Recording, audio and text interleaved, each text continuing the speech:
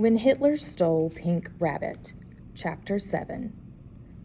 As Anna went on attending the village school, she liked it more and more. She made friends with other girls apart from Vernelli, and especially with Rosalie, who sat next to her in class and was a little less sedate than the rest. The lessons were so easy that she was able to shine without any effort, and though Herr Gropp was not a very good teacher of the more conventional subjects, he was a remarkable yodeler. Altogether, what she liked best about the school was that it was so different from the one she had been to before. She felt sorry for Max, who seemed to be doing very much the same things at the Zurich High School as he had done in Berlin. There was only one thing that bothered her. She missed playing with the boys. In Berlin, she and Max had mostly played with a mixed group of both boys and girls, and it had been the same at school. Here, the girls' endless hopscotch began to bore her, and sometimes, in break, she looked longingly at the more exciting games and acrobatics of the boys. One day, there was no one even playing hopscotch. The boys were turning cartwheels, and all the girls were sitting demurely watching them out of the corner of their eyes. Even Rosalie, who'd cut her knee, was sitting with the rest.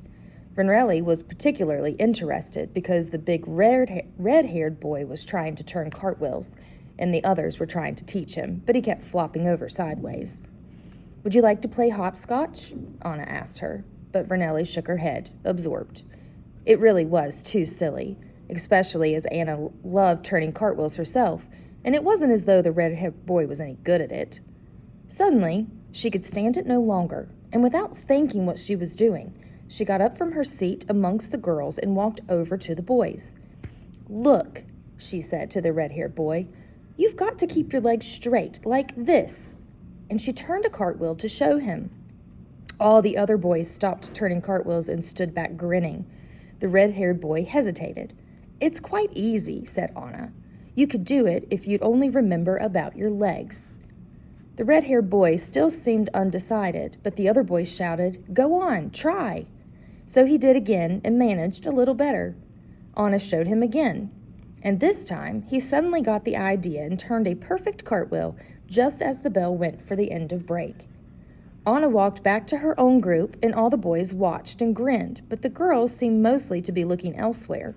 Vernelli looked frankly cross, and only Rosalie gave her a quick smile. After break, it was history, and Herr Gropp decided to tell them about the cavemen. They had lived millions of years ago, he said. They killed wild animals and ate them and made their fur into clothes. Then they learned to light fires and make simple tools and gradually became civilized. This was progress, said Herr Gropp, and one way it was brought about was by peddlers who called at the cavemen's caves with useful objects for barter. "What sort of useful objects?" asked one of the boys. Herr Gropp peered indignantly over his beard. "All sorts of things would be useful to a caveman," he said. "Things like beads and colored wools and safety pins to fasten their furs together." Anna was very surprised to hear about peddlers and the safety pins. She longed to ask Herr Gropp whether he was really sure about them, but thought perhaps it would be wiser not to. Anyway, the bell went before she had the chance. She was still thinking about the cavemen so much on the way home to lunch that she and Vernelli walked nearly halfway before she realized that Vernelli was not speaking to her. "What's the matter, Vernelli?" she asked. Vernelli tossed her thin plates and said nothing. "What is it?" asked Anna. Vernelli would not look at her. "You know," she said. "You know perfectly well." "No, I don't," said Anna. "You do," said Vernelli. "No, honestly, I don't," said Anna. "Please tell me." But Vernelli wouldn't. She walked the rest of the way home without giving Anna a single glance, her nose in the air and her eyes fixed on some distant point. Only when he had reached the inn and were about to separate did she look at her briefly, and Anna was surprised to see that she was not only angry, but nearly in tears. "Anyway," Vernelli shouted over her shoulder as she ran off, "anyway, we all saw your knickers." During lunch with Mama and Papa, Anna was so quiet that Mama noticed it. "Anything bother you at school?" she asked. Anna considered. There were two things which had bothered her. One was Vernelli's extraordinary behavior, and the other was Herr Gropp's account of the cavemen. She decided that the business about Vernali was too complicated to explain and said instead, "Mama, did the cavemen really pin their furs together with safety pins?" This produced such a flood of laughter, questions, and explanations that they lasted until the end of lunch. Then it was time to go back to school. Vernelli had already left Anna, feeling a little lonely, went on her own.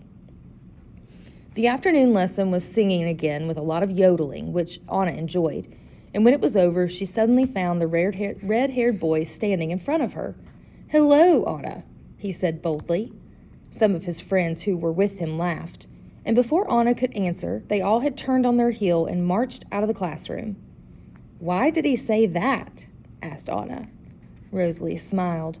"I think you're going to have an escort," she said, and added, "Poor Vernali." Anna would have liked to ask her what she meant, but the mention of Vernali reminded her that she must be quick if she did not want to walk home alone. So she said, "See you tomorrow," and ran. There was no sign of Vernali in the playground.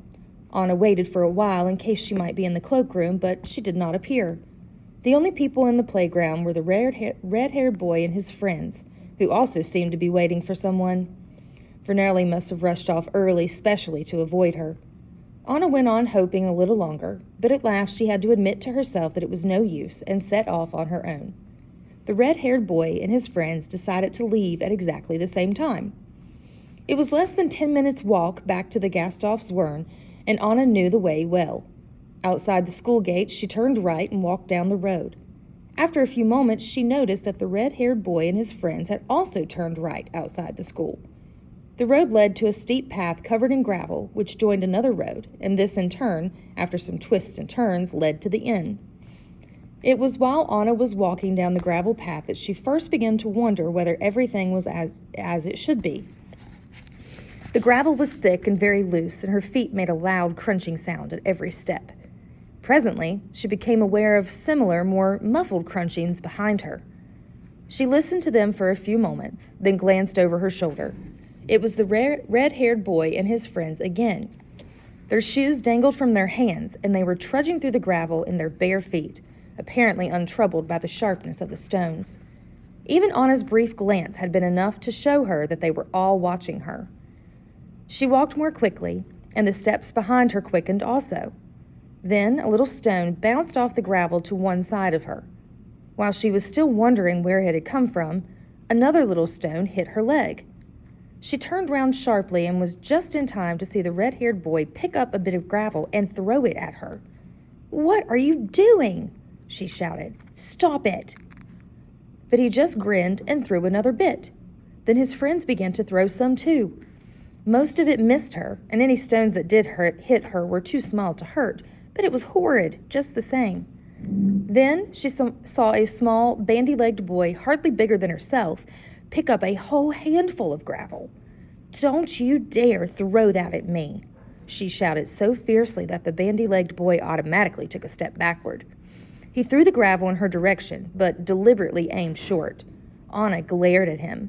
The boy stood staring back at her. Suddenly, the red-haired boy took a step forward and shouted something.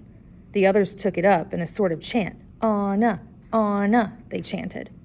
Then the red-haired boy threw another bit of gravel and hit her squarely on the shoulder.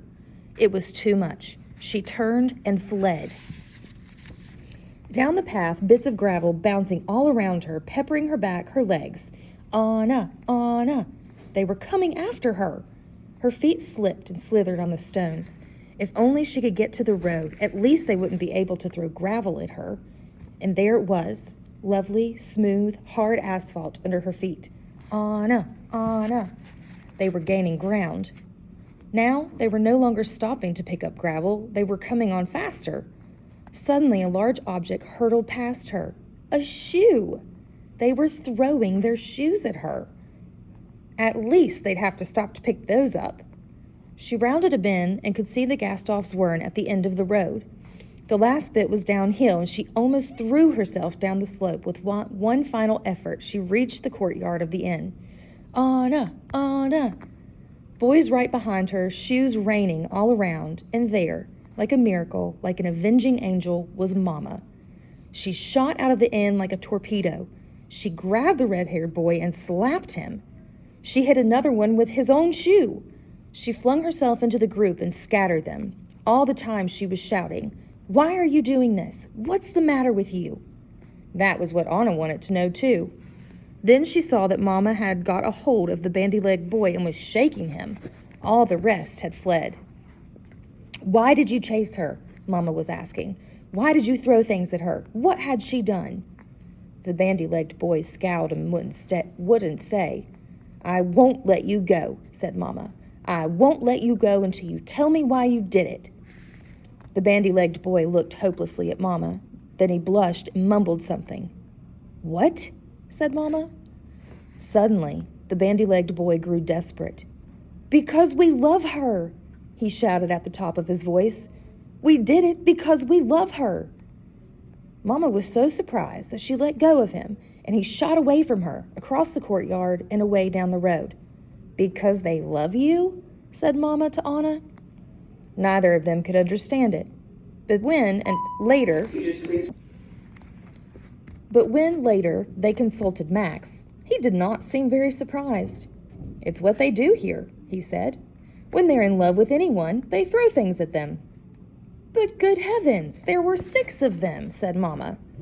"Surely there must be other ways for them to express their love." Max shrugged. "It's what they do," he said, and added, "Really, Anna should feel honored." A few days later, Anna saw him in the village throwing unripe apples at Rosalie. Max was very adaptable. Anna was not too sure about going back to school the next day. "Suppose they're still in love with me today," she said. "I don't want to have more things thrown at me." But she need not have worried. The boys had been so terrified by Mama that none of them dared as much as look at her. Even the red-haired boy kept his eyes carefully averted. So Van Raleigh forgave her, and they were friends as before. Anna even managed to persuade her to try one cartwheel, secretly, in a corner at the back of the inn. But in public, at school, they both stuck strictly to hopscotch.